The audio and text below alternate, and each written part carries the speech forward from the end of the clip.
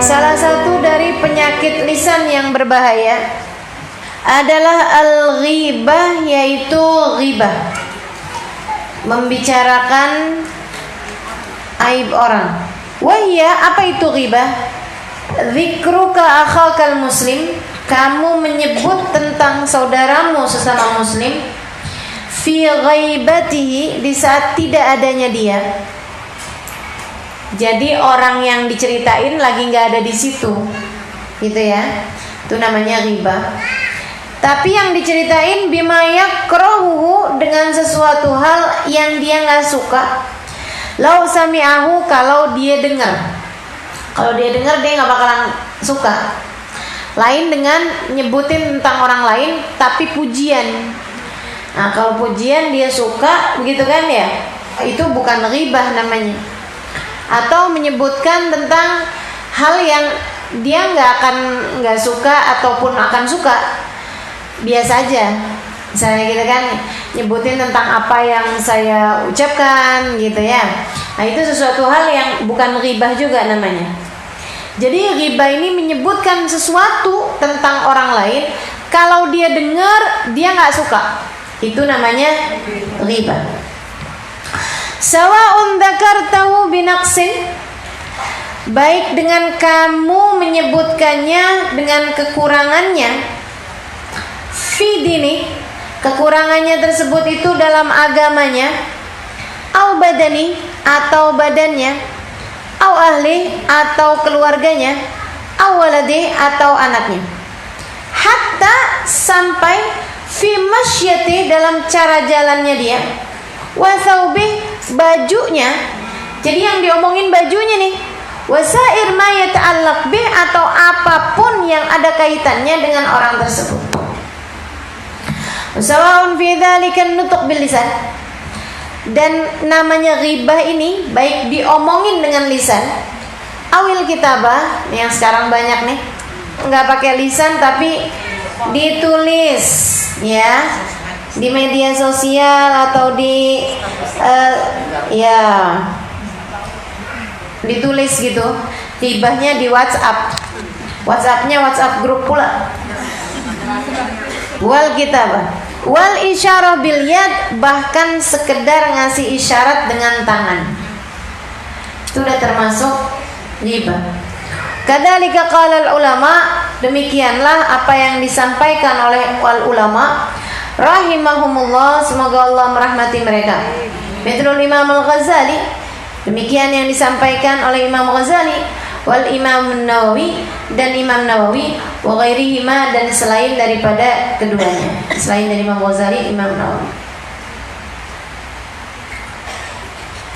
Wal ghibatu muharramatun syadidatut tahrim. Ghibah ini sesuatu yang diharamkan dengan keharaman yang sangat besar. Qala Allah Ta'ala, Allah Subhanahu wa taala berfirman, "Wala yaghtab ba'dukum ba'dha." Janganlah sebagian di antara kalian menghibah orang yang lain.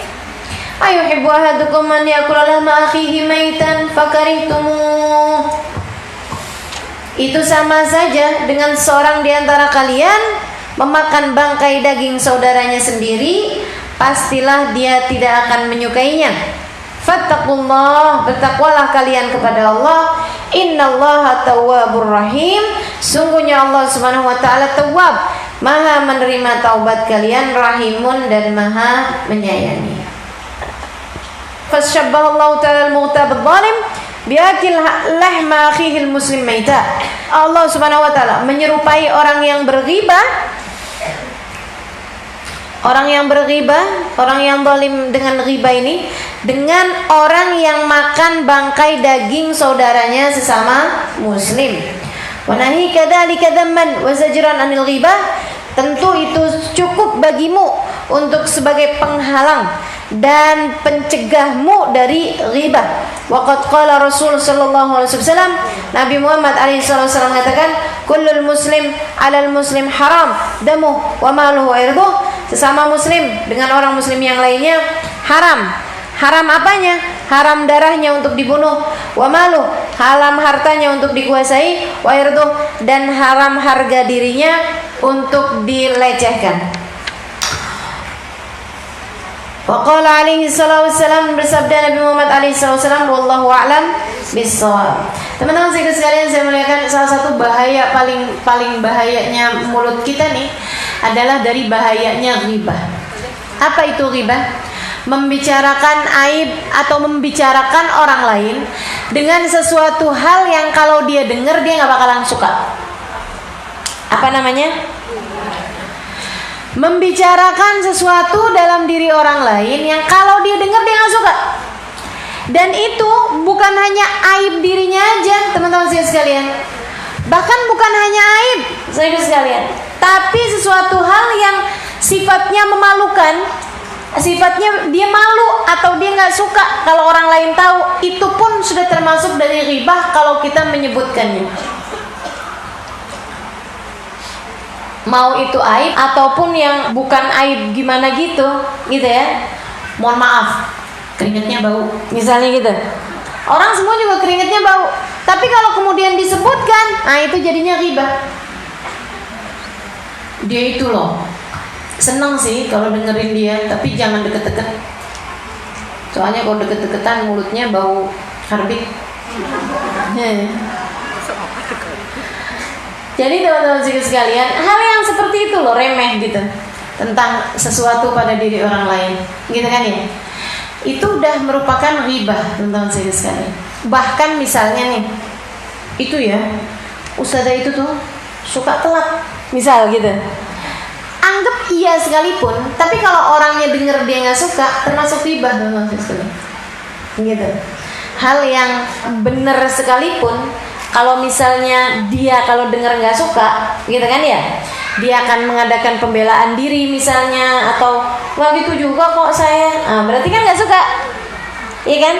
Kalau kamu diomongin kayak begitu, bakalan jawabnya nggak gitu juga saya, misalnya kayak gitu, berarti sesuatu hal tersebut orang nggak suka kalau diomongin kayak begitu. Nah itu maka jangan kita ngomongin orang lain dengan hal yang seperti itu. Sok cakep. Ghibah apa bukan? Walaupun cakep beneran, bener ya? Karena cakep sama sok cakep itu beda. Gitu teman-teman sekalian. Sok miskin.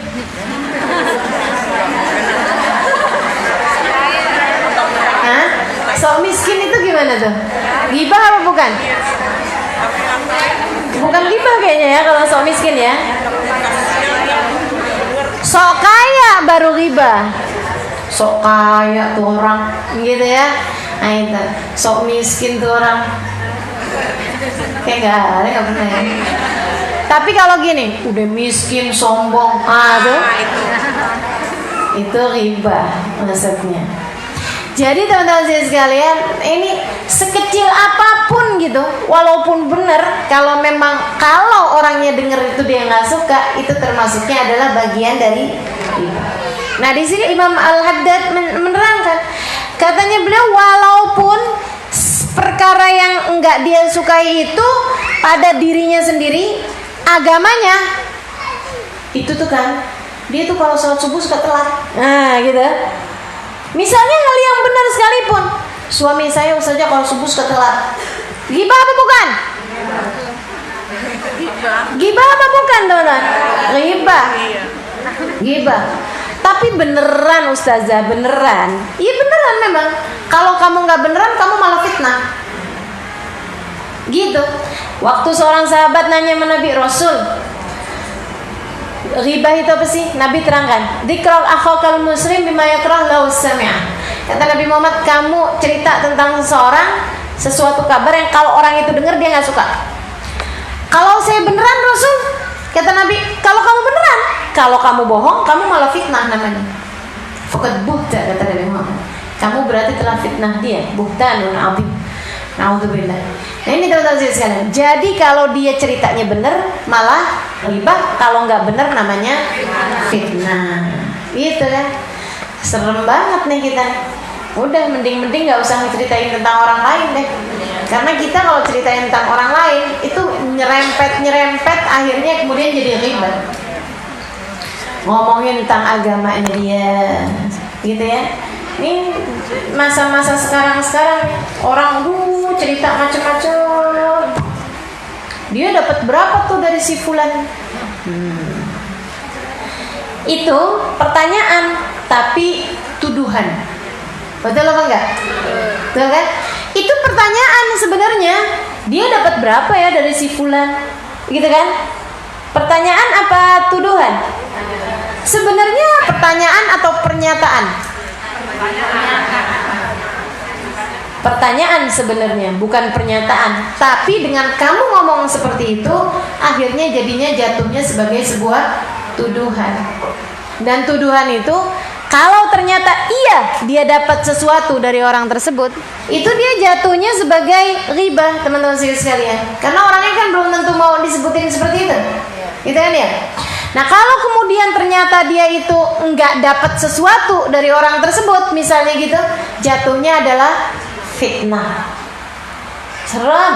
Dah, mending enggak usah banyak-banyak ngomong kita.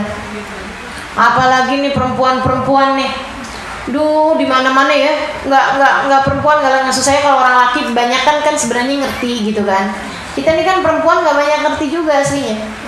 Urusan politik kita ngerti apaan coba? Enggak banyak ngerti, ikut-ikutan doang. Udah ikut-ikutan doang. Yang paling banyak dosanya kan ogah kita. Betul nggak? Udah nggak dapat apa-apa, paling banyak dapat dosanya. Serem bener. Ya Allah, ya Allah. Dah, pokoknya kita nggak usah kebanyakan ngomong-ngomong yang macem-macem, yang akhirnya kemudian jadi hal yang nggak baik, teman-teman sekalian. Jadi hal yang nggak baik. Emang mesti pinter-pinter jaga lisan. Udah nggak usah banyak-banyak ngomong deh. Yang paling selamat emang di zaman-zaman sekarang ini man lazimas sukut. Orang yang banyak diamnya. Banyak diamnya. Itu yang paling banyak selamat. Zaman-zaman seperti sekarang yang paling selamat adalah yang paling banyak diam. Gak usah kebanyakan ikut-ikutan ngomong ini ngomong itu, yang akhirnya malah jadi bikin dosa, teman-teman sekalian. Binaksin fidini, dalam agamanya dia, au badani, atau dalam badannya dia. Ada kekurangan di badannya, gitu ya. Baik badannya dia, atau agamanya dia, au ahli, atau pada keluarganya. Dia tuh ya, ibunya rajin pergi pengajian, anaknya sholat aja kagak. Itu kalau benar anaknya nggak sholat, kamu ghibah, teman-teman sekalian. Kalau anaknya ternyata sholat, berarti kamu telah fitnah. Dan fitnah ini katanya Nabi Muhammad, al fitnatu asyaddu, fitnah lebih jahat daripada pembunuhan. Benar-benar banget tuh, asli ya. Fitnah tuh seringkali lebih jahat daripada pembunuhan. Difitnah bersama dengan perempuan, muncul videonya, kan begitu ya? Padahal nggak ada kayak begituan. Masya Allah, teman-teman sekalian, itu pembunuhan karakter namanya. Sampai bikin orang jadi masuk penjara, fitnah padahal. Sampai bikin orang jadi keadaannya susah, fitnah padahal. Bahayanya luar biasa. Mudah-mudahan Allah selamatkan kita semuanya, insya Allah. Amin ya rabbal alamin. Fitnah di dalam agamanya, au badani, atau dalam badannya. Teman-teman sekalian, apalagi kalau kemudian yang diomongin fitnahnya yang nggak tanggung-tanggung kayak gitu ya. Nengokin anak, kemudian bilang, wah cantik ya, tapi kok nggak mirip dia sama bapaknya. Kalau saya perhatiin, ini mirip banget loh mantan kamu zaman SMA. Ingat nggak masih itu, gitu kan? Omongannya kedengeran sama suaminya. Kamu keluar, suami istri berantem. Kenapa gitu mesti kayak gitu? Ya Allah, innalillahi wa inna ilaihi raji'un. Hati-hati teman-teman saya sekalian. Hati-hati sama omongan. Emang dah yang paling-paling. Omongan tuh ya, andai enggak fitnah, andai enggak ghibah, andai enggak namimah, bikin orang sebel satu sama lain, atau bikin sedih. Ini yang katanya Allah kepada Nabi Muhammad, fala yahzunka qauluhum, wahai Rasul, jangan pernah mau dibuat sedih disebabkan ucapan orang-orang munafik. Gitu kan? Ada omongan-omongan tuh yang bikin sedih. Ustadzah tuh ngajar kesana kemari ya. Tapi jamaah ustadzah itu, mereka tuh kayak kalau depan ustazah, kalau di luaran, kata-kata yang seperti itu, dia lagi nggak ghibah saya, dia nggak lagi ghibahin saya, dia lagi ngibahin jamaah majelis saya, kan begitu ya? Bukan saya yang digibahin, tapi saya dengarnya sedih, teman-teman. Saya dengarnya sedih. Oh ya Allah, jadi nggak manfaat ya saya selama ini ngajar, kan gitu, kan gitu. Saya suka ngeliatin gitu ya jamaah ustadzah tuh kayak yang gimana gitu. Ustadzah tahu nggak si itu tuh kemarin baru habis ngerebut lakinya orang tuh. misal nggak ada. Saudaraku sekalian saya muliakan, yang lagi digibah bukan saya, yang lagi digibah bukan saya. Saya adalah yang mendengarkan ghibah tersebut, tapi saya sedih dibuatnya. Kan begitu ya? Kenapa saya sedih dibuatnya? Ya karena saya jadi merasa tidak berguna, saya jadi tidak bermanfaat gitu. Hati-hati teman-teman sekalian, hati-hati. Bahkan ketika ada yang misalnya ngejelekin teman saya gitu ya, saya sedih dengernya. Sekalian, kenapa sayanya jadi sedih gitu? Karena kan saya jadi ngerasanya, ya Allah, kesian bener sih, kesian bener, kan gitu teman-teman sekalian. Jangan ngomongin sesuatu yang kemudian akhirnya bikin sedih orang lain ketika mendengarnya. Terus kadang-kadang nggak bikin sedih juga, tapi sekedaran kepo. Tahu kepo nggak? Fudul gitu. Saya ngeliatin nih ya, saya buka TV gitu, saya ngeliatin, ya Allah, wartawan ya fudulnya. Kecelakaannya berapa hari yang lalu, sampai keluarganya kenapa, yang dikirimin terakhir WhatsApp-nya isinya apa, dibuka semuanya. Ya Allah, segitu fudulnya gitu, segitu penuh dengan pengen taunya sama apa-apaan yang terjadi itu ya. Dan kenapa juga gitu, kitanya itu loh nontonin, kayak pengetahuan itu penting, padahal nggak juga penting. Yang penting itu kalau kamu doain mereka, yang nontonin, yang ini. Saya nggak yakin orang-orang itu akan mendoakan, akan bacain Fatihah setiap kali dengerin namanya yang disebutin yang meninggal Fatihah. Siapa di antara kita yang begitu? Ya Allah, sedih kan jadinya. Cuman kepo doang gitu, pengen tahu doang. Dan itu banyak teman-teman sekalian yang kayak gitu. Minimalnya nih ucapan kita nih ya, minimalnya. Ada orang nggak makan, lagi di lingkungan yang lagi pada makan. Kita tanya kemudian, kok nggak makan? Iya nggak, makasih.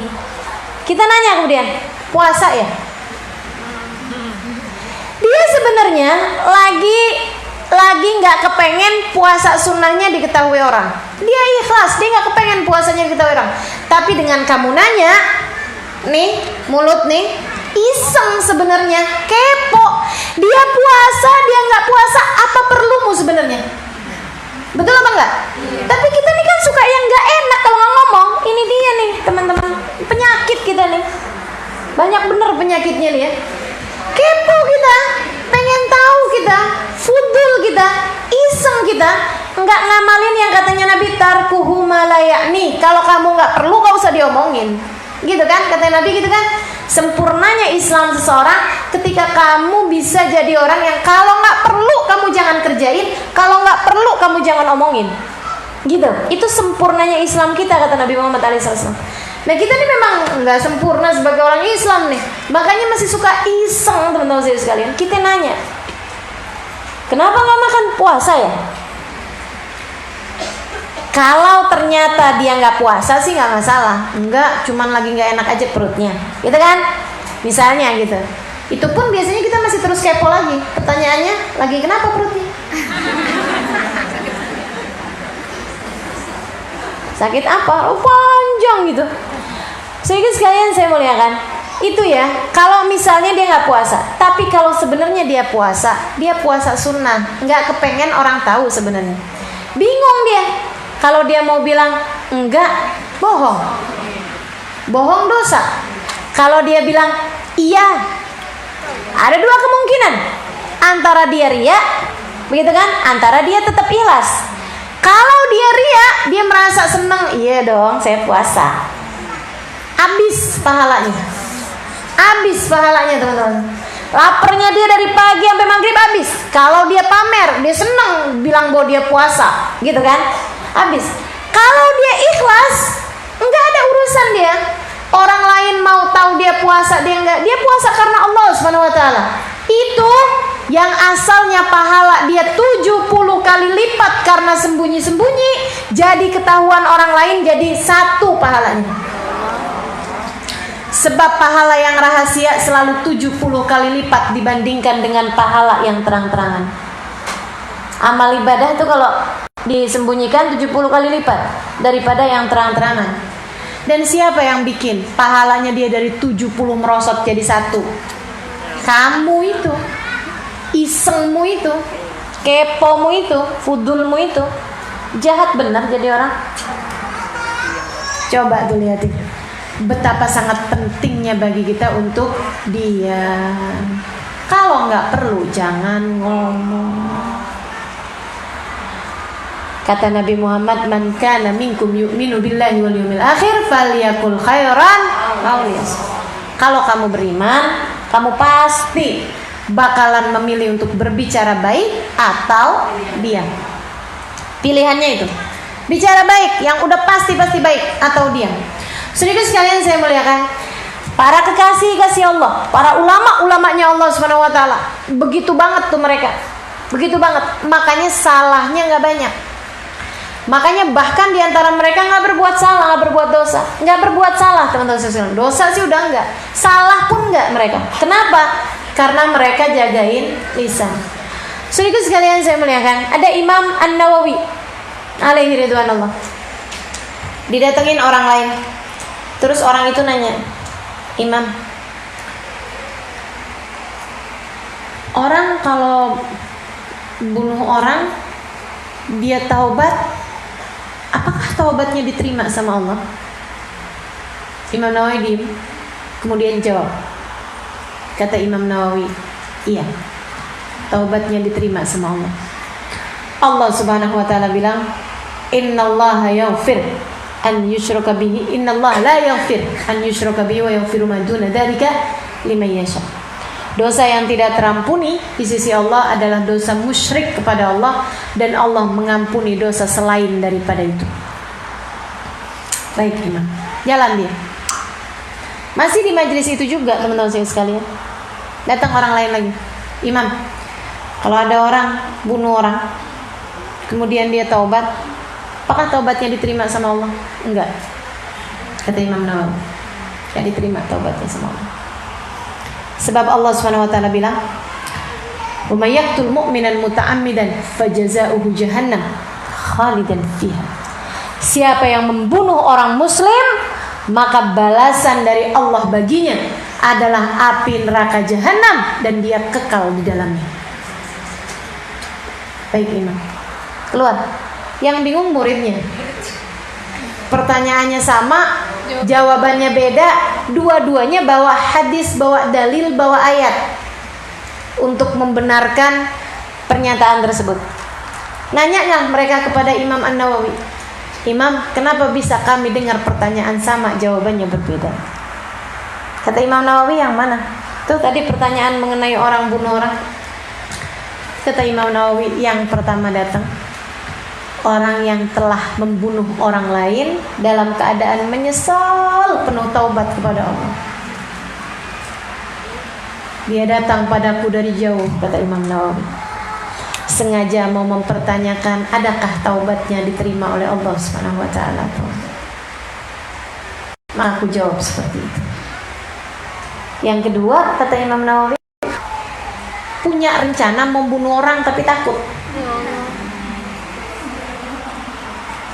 Apakah apabila saya membunuh orang, kemudian saya bertaubat, apakah Allah berkenan untuk menerima taubat saya? Nggak diterima sama Allah. Allah bilang, wa man yaqtul mu'minan muta'ammidan fajazaa'u jahannam khalidan fiha.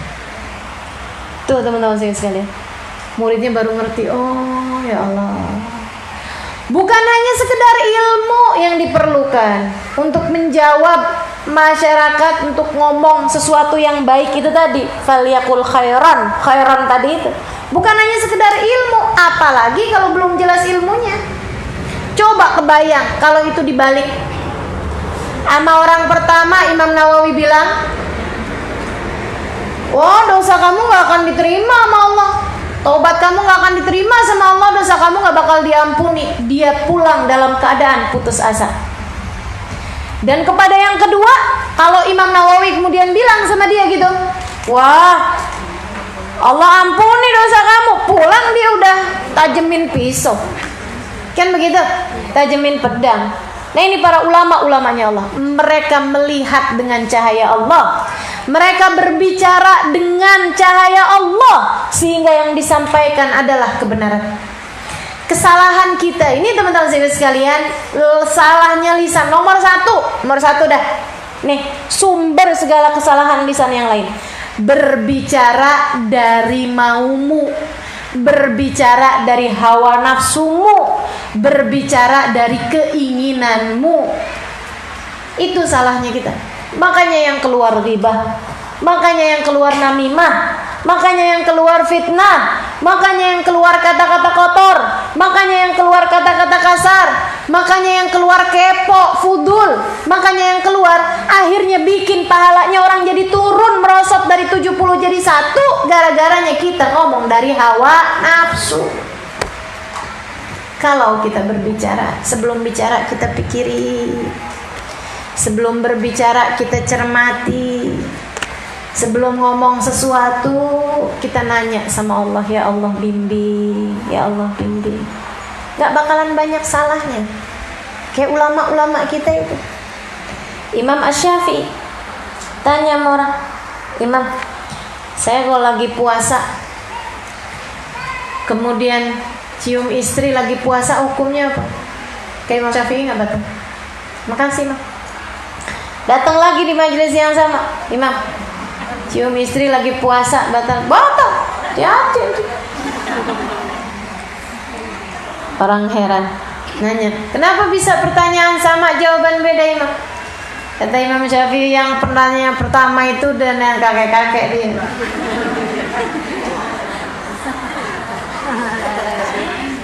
Ya, kalaupun mencium istrinya hanyalah kasih sayang, dia nggak batal puasa. Yang pertama tuh pengantin baru, yang kedua pengantin baru tuh yang mana? Bahaya. Kalau bilang bahwa nggak batal, waduh bisa kemana-mana. Nah, ini bisa jawab dengan sesuai keperluan, sesuai kebutuhan orang. Kenapa? Karena mereka berbicara bukan dari hawa nafsu, bukan mau pamer ilmu, bukan mau pamer ilmu, bukan mau ngajak orang lain debat. Nggak ada urusannya dia. Dia berbicara karena Allah, sehingga Allah karuniakan kepada lisan-lisan mereka cahaya, memandu mereka di atas muka bumi ini, karenanya nggak banyak salahnya. Kita yang belum menjadi lisannya Allah, katanya Rumi, Jalaluddin Rumi, jika kamu bukan lisan Tuhan, maka jadilah telinga. Ngerti nggak nih? Kalau udah saya terangin tadi, insya Allah ngerti ya. Kalau kamu bukan lisan Tuhan, jadilah telinga. Kalau kamu bukan lisannya Allah, maka jadilah telinga. Kalau kamu belum bisa berbicara apa yang Allah inginkan untuk disampaikan, maka lebih baik dengarkan, enggak usah ikut-ikutan bicara. Gitu teman-teman sekalian. Ada orang nanya ini hukumnya gini kan ya? Gak ngerti saya. Nanya aja sama yang lebih ahli. Kan begitu? Banyak banget loh teman-teman sekalian. Ustazah, saya nih loh ustazah, men saya begini. Gimana nih ustazah? Oh berarti kamu sekarang harus sholat. Oh sholat ustazah, saya udah nanya kemarin ustazah, katanya gak usah sholat saya. Nanyanya sama siapa? Mesin nih, katanya dia ngaji ustazah. Iya. Kalau gak ngerti, gak usah ngomong. Akhirnya kan jadi salah-salah orang. Kayak yang terjadi di zaman Nabi. Ada orang lagi sakit, nanya sama temennya. Dia bilang, saya ini lagi sakit nih, saya nggak bisa mandi, tapi saya wajib mandi. Saya mesti gimana? Kata temennya gini, kemarinan ada yang nanya sama Nabi, dia nggak bisa wudhu.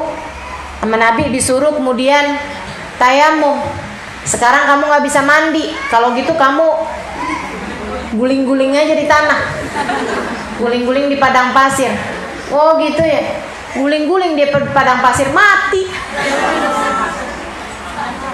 Nyampe beritanya sama Nabi. Kata Nabi Muhammad, kesian. Dia mati dibunuh oleh kebodohannya. Ini dibunuh sama kebodohannya, dan yang lebih kesel lagi dibunuh sama kebodohan temennya. Dan begitu, bukan kebodohannya dia, bahkan karena dia merasa dirinya bodoh, dia nanya sama yang dipikirnya lebih pintar, kan itu ya. Tapi ternyata dia dibunuh sama kebodohan temennya. Nah, kamu jangan jadi salah satunya. Kamu kalau nggak ngerti, nanya sama yang emang bener-beneran ngerti.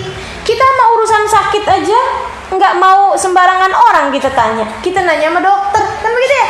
Apalagi urusan beragama, teman-teman sekalian. Jangan nanya yang sama orang sembarang, nanya sama yang emang lebih ngerti. Dan kalau kamu nggak ngerti, ditanya sama orang, jangan jawab. Satu lagi kayak begitu, nanya sama temennya, saya semalam ngimpi perut saya gede terus meledak. Takwilnya apa ya? Ini ya, suka ngomentarin set ada di pikiran, kemudian ngomentarin, itu juga suatu hal yang berbahaya, teman-teman sekalian. Jangan suka nyeletuk perkara yang akhirnya kemudian nggak benar gitu. Kita kalau apa-apa mesti pinter emang jagain lisan. Teman-teman sekalian, dia ngomong kayak gitu sama temennya nih. Sama si temennya dibilang, oh kamu bakalan meninggal dunia karena sakit perut. Sok tahu. Dia kemudian ketemu Nabi hari itu. Dia nanya sama Rasul, ya Rasul, kata tadi malam Rasul saya ngimpi begini. Nabi nanya, sudahkah kamu ceritakan ini kepada orang lain? Udah Rasul, saya ketemu sama Fulan bin Fulan, saya cerita. Kan gak pinter jaga lisan. Galak-galak diceritain sama orang. Tadi malam saya ngimpi ini, tadi malam saya begini. Diceritain semua. Saudara sekalian, katanya Nabi Muhammad SAW, itu kalau gitu jadi begitu. Yang udah diceritain sama teman kamu itu. Karena sesungguhnya mimpi itu seperti burung. Dia tidak akan jatuh kecuali ditembak. Mentakwilkannya berarti menembaknya. Mentakwilkannya berarti menjadikan burung tersebut terjatuh. Jangan jadi orang yang sok tahu. Sok tahu jangan, kepo jangan, enggak? Ngomongin orang jangan, fitnah jangan, komentar yang enggak bagus jangan. Jadi mestinya kayak gimana dong? Mestinya jangan bicara dari hawa nafsu. Kalau mau ngomong mikirin dulu. Orang yang berakal berpikir baru bicara. Orang yang bodoh bicara dulu baru habis itu mikir. Ya nyesel. Tadi kenapa ngomong gitu ya? Duh nyesel. Biar gak banyak nyeselnya kita dalam kehidupan, berusahalah untuk jaga lisan. Semoga Allah jaga lisan kita. Amin ya rabbal alamin. Badannya atau keluarganya. Orang tuh, teman-teman sekalian, kamu kalau jelekin saya, walaupun aslinya jelek, diomongin gitu di luar, misalnya sesuatu hal yang buruk diomongin di luar, walaupun nggak ngaruh sama apa yang saya ajarin, sekedaran misalnya gitu, Ustaz Halimah kok bisa ya, saudara-saudaranya mancung semua, dia kenapa kagak mancung ya, misal gitu. Sedikit sekalian yang saya muliakan, itu ya sesuatu hal yang kalau saya dengar mungkin saya akan sedih. Ya kok bisa ya ampun. Umi saya lagi hamil, pengen apaan yang idamnya ya? Kok bisa nggak mancung sendiri? Misalnya gitu kan. Sedikit sekalian saya muliakan. Tapi dengan kamu ngomongin saya, yang sedih bukan cuma saya. Betul apa enggak? Umi saya sedih, abah saya sedih, saudara saya sedih, kakak adik saya sedih, teman-teman saya sekalian. Betul apa enggak? Termasuk suami saya sedih. Betul apa enggak? Suami saya sedih. Enggak cuma suami saya, mertua saya juga sedih. Iya, mantu saya sian bener, hidungnya kemana tuh? Teman-teman saya sekalian, coba tuh kebayang, dengan kamu jelekin seseorang, yang sedih bukan cuma dia. Kamu berbuat salah bukan cuma sama dia, tapi sama orang tuanya, sama anak-anaknya, sama saudara-saudaranya, sama suaminya, sama mertuanya, sama ipar-iparnya. Begitu banyak orang yang kamu buat sedih hatinya dengan ucapanmu tersebut. Teman-teman saudara sekalian, pikirin itu. Sebelum jelekin orang, pikirin betapa banyaknya hati orang-orang yang tersedihkan dengan ucapanmu tersebut.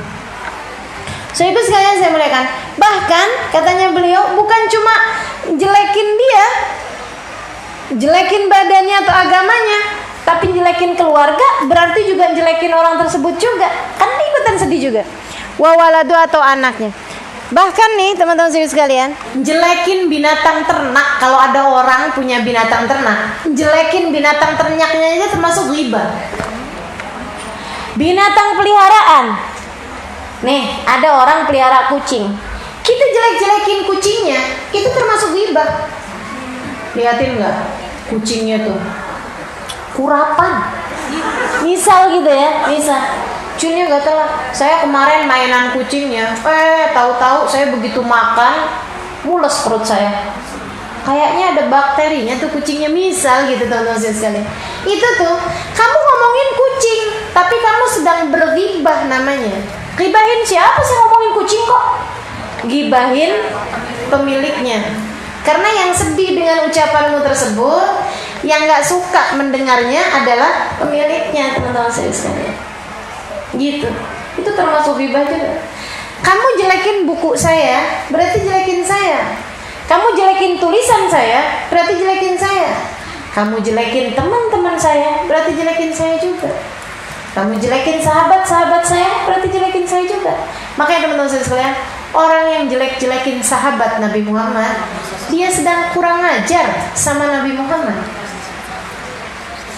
Orang yang ngata-ngatain Sayyidina Abu Bakar, orang yang ngata-ngatain Sayyidina Umar, berarti dia telah berbuat hal yang tidak baik, bukan hanya kepada kedua sahabat tersebut, akan tetapi kepada Nabi besar Muhammad.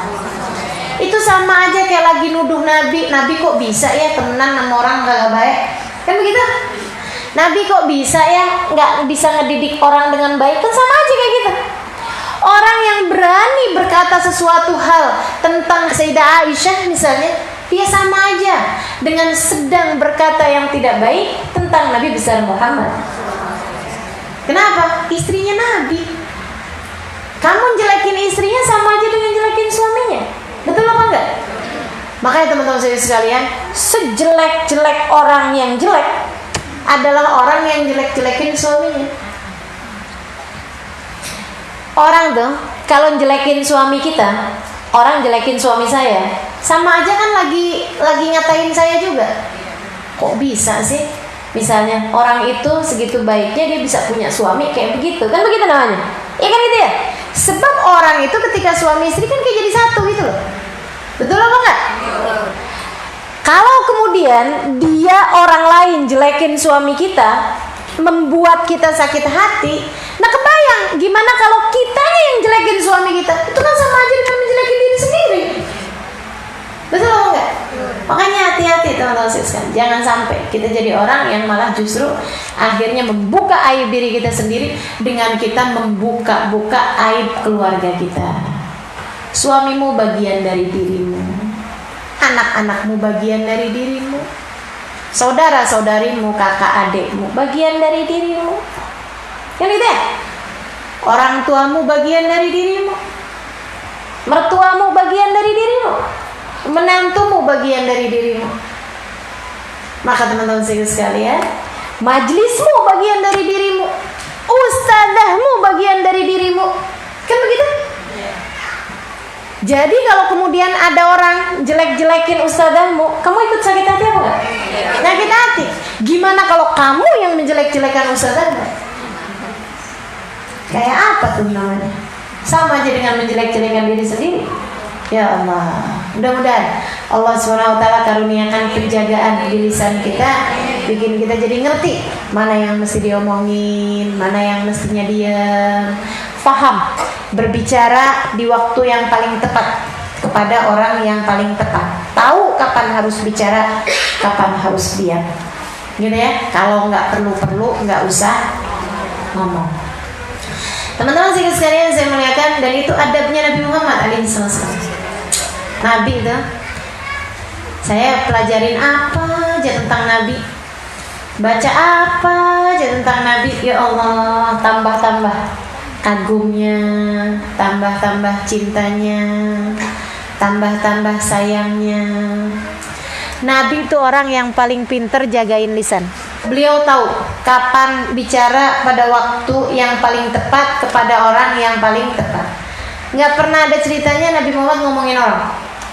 Bahkan kalau beliau harus tegur orang, itu bahasanya Nabi mabalu aqwam gitu. Kenapa ya? Ada orang-orang yang berbuat begini begitu. Beliau nggak pernah nunjuk orang.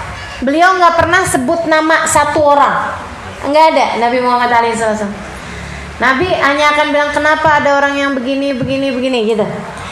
Nggak pernah disebut nama seseorang. Semua ucapan Nabi adalah hadis. Ingat gitu ya? Dan kamu dapetin hadis semuanya, nggak ada tuh yang jelek-jelekin orang. Alaihi salatu wassalam. Cakep bener Nabi Muhammad berbicara.